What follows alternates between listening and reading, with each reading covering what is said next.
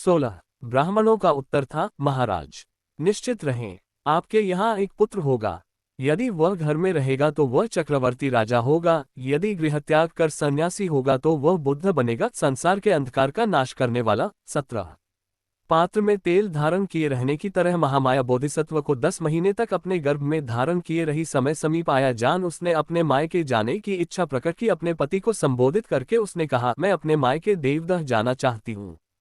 18 शुद्धोधन का उत्तर था, तुम जानती हो कि तुम्हारी इच्छा की पूर्ति होगी।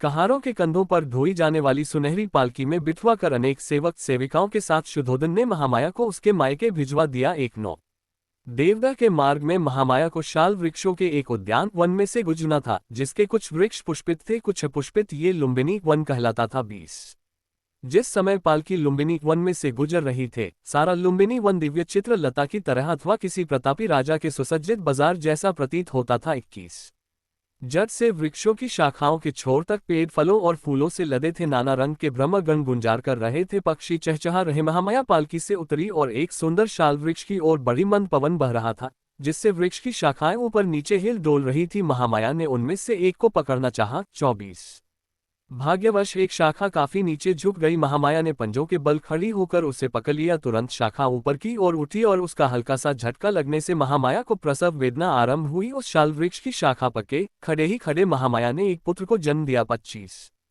563 पू में वैशाख पूर्णिमा के दिन बालक ने जन्म ग्रहण किया। 26 शुद्धोधन और महामाया का विवाह हुए बहुत समय बीत गया था, लेकिन उन्हें कोई संतान न हुई थी। आखिर जब पुत्र लाभ हुआ तो केवल शुद्धोधन और उसके परिवार द्वारा बल्कि सभी शाक्यों द्वारा पुत्र जन्मोत्सव बड़ी ही शांत बान और बड़े ही ठाट बाट के साथ अत्यंत प्रसन्नतापूर्वक मनाया गया। 27 बालक के जन्म के समय अपनी बारी से शुद्धोधन पर कपिलवस्तु का शासन करने की जिम्मेदारी थी। वह राजा कहलाया और इसलिए स्वाभाविक तौर पर बालक भी राजकुमार